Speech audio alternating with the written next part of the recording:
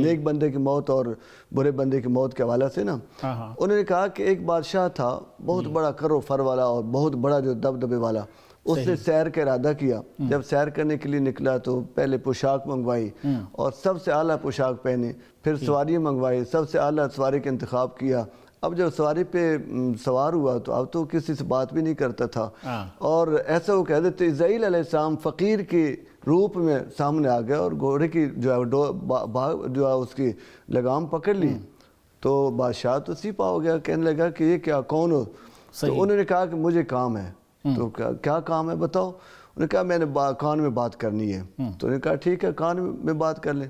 کان میں بات یہ کی کہ میں تو اسرائیل ہوں، میں آپ کی جان لینے آیا ہوں. اللہ اکبر. تو اس پر انہوں نے کہا کہ وہ تو ہوش اڑ گئے. انہوں نے کہا مجھے اتنی مہلت دے دیں کہ میں جاؤں اور بیوی بچوں کو کوئی نصیحت الوداع کر لوں. انہوں نے کہا نہیں، اتنا ہمارا اللہ نہیں، اتنا ٹائم نہیں. بس وہیں پہ روح قبض کر دی اور وہ گھوڑے سے گر گیا. ڈاکٹر صاحب یہ ارشاد فرمائیے، کچھ لوگ کہتے ہیں کہ موت اللہ کی رحمت ہے، اگرچہ ہم سب لوگ اس سے بھاگتے ہیں، لیکن بعض لوگ ایسے بھی فرماتے ہیں.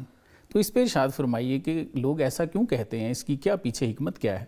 بسم اللہ الرحمن الرحیم.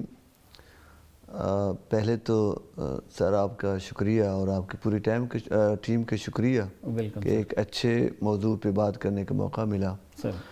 تو اس کے ساتھ ساتھ جو سوال ہے وہ بھی بہت اہمیت کا حامل ہے، کیونکہ ہر بندہ موت سے ڈرتا ہی ہے، ٹھیک، اور ہر بندہ جو ہے اس سے گھبراتا ہے. بالکل.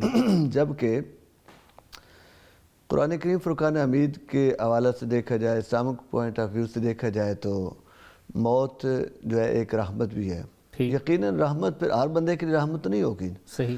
جن کے لیے رحمت ہے اللہ کے نیک بندے اور اس کے فرما بردار بندے جو ہیں ان کے لیے رحمت ہوگی. صحیح. اور یہ تو ہے ایک اللہ کے انعامات کے حوالے سے. جی جی. اور دنیاوی لحاظ سے دیکھا جائے تو ہر بندے کے لیے موت اللہ کی رحمت ہے. اللہ نے خود قرآن کریم میں فرمایا، سورہ عبس و طلّہ میں آتا ہے، اللہ نے جہاں مرنے کے بعد اٹھنے کا بیان فرمایا نا کہ مرنے کے بعد اٹھنا بھی ہے، چونکہ لوگ اس کا انکار کرتے تھے. اللہ رب العزت نے پوری ڈیٹیل کے ساتھ اس کی تخلیق کے بعد کے جو مراحل ہیں وہ بیان کیا، پھر مرنے کا بیان فرمایا، پھر دوبارہ اٹھنے کا بیان فرمایا. اللہ فرمایا خلقہ من نطفہ من ای شیء خلقہ من نطفہ خلقہ فقدرہ ثم السبیل یسرہ ثم اماتہ فاقبرہ ثم اذا شاء انشرہ.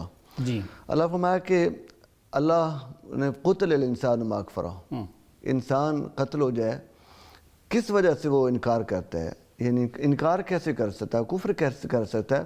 من ای شیء خلقہ، اللہ نے اس کو پیدا کس چیز سے کیا ہے؟ من نطفہ، نطفہ سے پیدا ہوا. خلقہ فقدرہ، اس کو پیدا کیا، پھر اس کو صحیح سلامت آزاد یہ سلیم الفطر پیدا کیا، ساری قوتوں سے نوازا، سارے احساسات عطا فرمائے، اور ثم السبیل یسرہ، اس کے لیے راستے آسان کر دیے.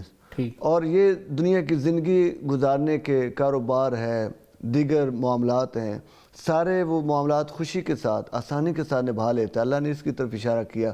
ثم السبیل یسرہ، پھر فرمایا ثم اماتہ، اللہ تعالیٰ اس کو موت دیتا ہے، فاقبرہ، اس کو قبر دیتا ہے. اور یہ موت کا ذکر کیا، پھر فرمایا ثم اذا شاء انشرہ، جب وہ چاہے گا اس کو اٹھا لے گا. یعنی پیدائش کے بعد جو ہے دنیا کی زندگی، پھر مرنا، مرنے کے بعد اٹھنا. اب جو مرنے کے بعد اٹھنے کے منکر تھے تو اللہ رب العزت نے پہلا آغاز فرما دیا کہ تم کچھ نہیں تھے تو پیدا کر لیا، تو پھر تمہیں اٹھا بھی تو لیں گے. اب اس میں رب تعالیٰ نے باقاعدہ اس جیسے تخلیق اللہ کی نعمت ہے اور اس کے بعد دنیا کی زندگی کی ساری نعمتیں بطور نعمت ذکر کی. ایسے اللہ نے فرمایا کہ موت بھی اللہ کی ایک نعمت ہے، قبر ملنا ایک اللہ کی نعمت ہے. اب اس دنیا کے لحاظ سے دیکھا جائے تو ظاہر بات ہے اللہ نے اس دنیا کا نظام ایسا رکھا ہوا ہے کہ بندے کو پہلے جو ہے وہ کمزوری ہوتی ہے. اللہ نے قرآن پاک میں فرمایا کہ کمزوری سے جو ہے قوت کی طرف جاتا ہے، قوت سے پھر جو ہے کمزوری کی طرف جاتا ہے. اب جب قوت جو پہلی کمزوری ہوتی ہے نا، اس کمزوری کو تو ہر بندہ قبول کرتا ہے. بچے کو جو ہے بڑے پیار سے دیکھتے ہیں، اس کی پرورش کرتے ہیں اور بڑے آسان طریقے سے اس کو ہر بندہ لاڈ پیار کر رہا ہوتا ہے. اس کو چلنا سکھاتے ہیں، اس کو بولنا سکھاتے ہیں. لیکن جب قوت کے بعد پھر ضعف کی طرف آتا ہے تو پھر وہ وبال جان بن جاتا ہے. ایسے موقع پر اللہ رب العزت نے جو فرمایا نا ثم اماتہ، پھر اللہ تعالیٰ تمہیں موت دیتا ہے.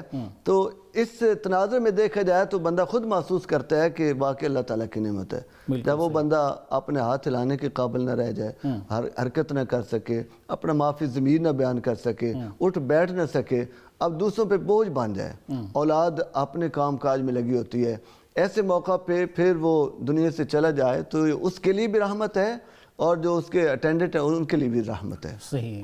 اور یہ تو ہر بندے کے لیے جی، لیکن جب ایک مسلمان کے حوالے سے دیکھا جائے تو وہ تو مسلمان اور جو اللہ سے محبت رکھنے والے ہیں وہ تو اس موت کی گھڑی کو ترس رہے ہوتے ہیں، انتظار کر رہے ہوتے ہیں۔ سبحان اللہ۔ اور اعلیٰ حضرت امام محمد رضا بریلوی رحمۃ اللہ علیہ نے ایک شعر لکھا بڑا پیارا، کہتے ہیں کہ جو ہے جان تو جاتے ہی جائے گی، قیامت یہ ہے کہ مرنے پہ ٹھہرا ہے نظارہ تیرا۔ واہ واہ۔ علامہ نورسی رحمۃ اللہ علیہ ایک ترکی بزرگ ہوئے ہیں، آپ نے یقیناً نام پڑھا ہوگا، انہوں نے بھی موت کو اس انداز سے پیش کیا، کہتے ہیں کہ سارے بندے موت سے ڈرتے ہیں لیکن اس انداز سے بھی موت کو دیکھو نا کہ مرنے کے بعد وہ چونکہ مجدد صاحب رحمۃ اللہ علیہ کے بڑے عاشق تھے اور اسی سلسلہ کے، تو وہ فرماتے ہیں کہ آپ یہ تصور کریں کہ مرنے کے بعد مجدد صاحب رحمۃ اللہ علیہ کا شیخ اکبر کے میں ملاقات ہو جائے گی۔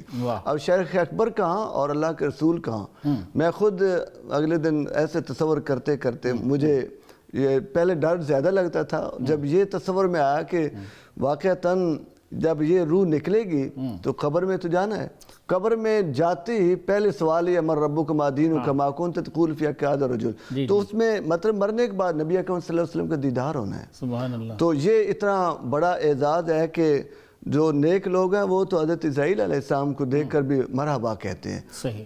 ایک بزرگ کے بارے میں نے پڑھا، بلکہ علامہ راضی جو ہے امام غزالی رحمۃ اللہ علیہ نے کیمیائے سعادت میں تقابل کیا ہے نیک بندے کی موت اور برے بندے کی موت کے حوالے سے نا، انہوں نے کہا کہ ایک بادشاہ تھا بہت بڑا کر و فر والا اور بہت بڑا جو دبدبے والا، اس نے سیر کا ارادہ کیا، جب سیر کرنے کے لیے نکلا تو پہلے پوشاک منگوائی اور سب سے اعلیٰ پوشاک پہنی، پھر سواری منگوائی، سب سے اعلیٰ سواری کا انتخاب کیا، اب جب سواری پہ سوار ہوا تو اب تو کسی سے بات بھی نہیں کرتا تھا، اور ایسا وہ کہہ دیتے اسرائیل علیہ السلام فقیر کی روپ میں سامنے آ گیا اور گھوڑے کی جو ہے اس کی لگام پکڑ لی، تو بادشاہ تو سیپا ہو گیا، کہنے لگا کہ یہ کیا کون ہو؟ تو انہوں نے کہا کہ مجھے کام ہے۔ تو کیا کام ہے بتاؤ؟ انہوں نے کہا میں نے کان میں بات کرنی ہے۔ تو انہوں نے کہا ٹھیک ہے کان میں بات کر لیں۔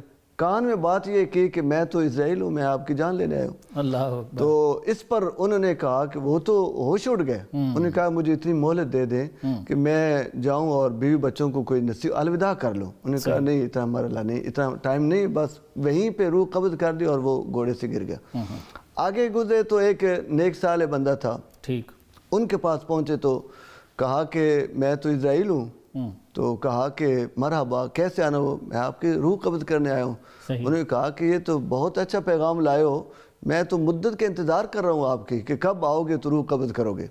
تو اس پر پھر یہ ہوا کہ انہوں نے کہا کہ آپ میری روح قبض کریں، انہیں یہ مہلت دی گئی کہ اب دیکھ بادشاہ سے پوچھا بھی نہیں کہ آپ کی کوئی خواہش ہو، نیک بندے سے پوچھا کہ آپ کی کوئی خواہش ہو تو بتائیں، انہوں نے کہا کوئی خواہش نہیں ہے۔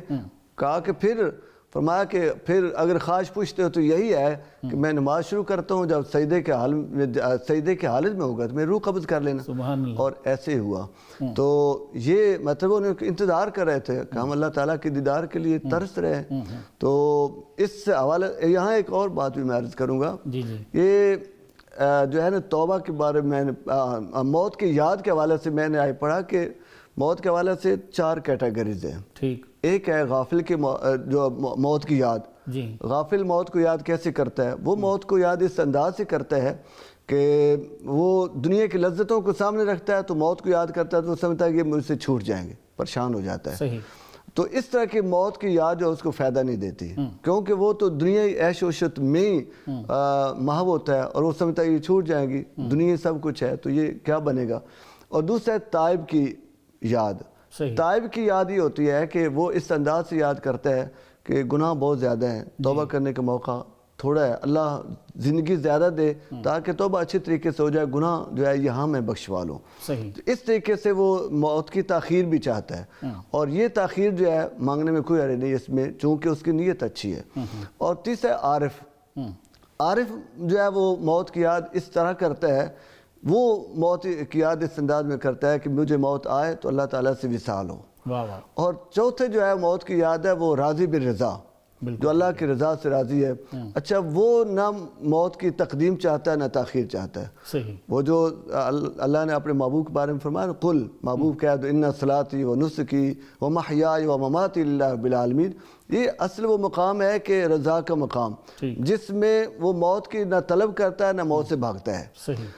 وہ بس رب نے لکھا ہوا ہے، جب وہ جتنی دیر وہ زندہ رکھنا چاہے زندہ رکھے گا، اس کی رضا پہ راضی اس کی رضا پہ راضی ہے.